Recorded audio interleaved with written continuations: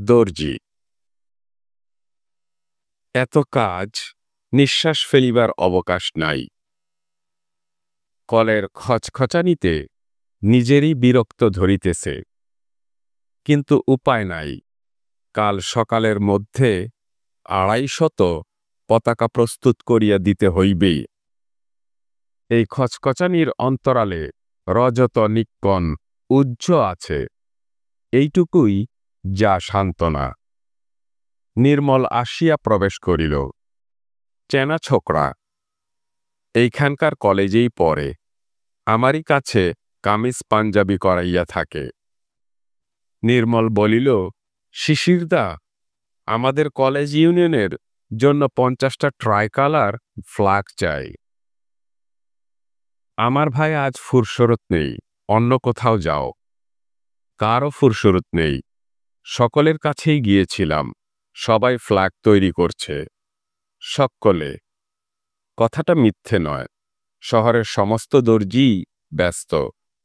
আমার কিন্তু ভাই অবসর নেই, 4টে দর্জি লাগিয়েছি, তবু কুল পাচ্ছি না। আমার কিন্তু চাই, বলেন তো বেশি চার্জ দেব? ডবল দিতে হবে। বেশ। নির্মল তৎক্ষণাৎ রাজি হইয়া গেল। সমস্ত রাত্রি কাজ করিতে হইবে, উপায় নাই। মহাত্মা গান্ধী কাল এই স্টেশন দিয়া পাস করিবেন। শহর শুদ্ধ লোক পতাকা ঘাড়ে করিয়া তাহাকে সম্বর্ধনা করিতে যাইবে। 2 বৎসর কাটিয়াছে, আজ পুনরায় নিঃশ্বাস ফেলিবার অবকাশ পাইতেছি না। আজও অবিরাম কলের খচখচানিতে বিরক্তি ধরিতেছে, এবং আজও নিরুপায়ভাবে তাহা সহ্য করিতেছি। আজও সেই একই ব্যাপার। কাল সকালের মধ্যে ২৫০ পতাকা প্রস্তুত করিয়া দিতে হইবে। আজও নির্মল আসিয়া প্রবেশ করিল। সেই এক কথা, শিশিরদা, আমাদের কলেজ ইউনিয়নের 50টা ফ্ল্যাগ চাই। আমিও সেই একই উত্তর দিলাম। আমার ভাই আর ফুরসরত নেই, অন্য কোথাও যাও। উত্তরে নির্মল 2 বৎসর আগে যাহা বলিয়াছিল, এবারও তাহাই বলিল। কারও ফুরসুরত নেই, সকলের কাছেই গিয়েছিলাম, আমাদের করে দিতেই হবে।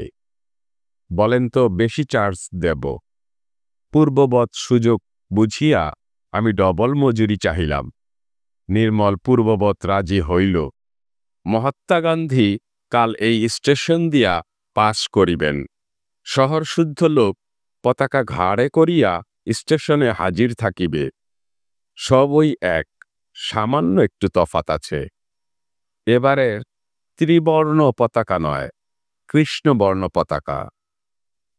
সম্মানিত পাঠক, আমরা শুনলাম শ্রদ্ধেয় লেখক বনফুলের ছোট গল্প দর্জি।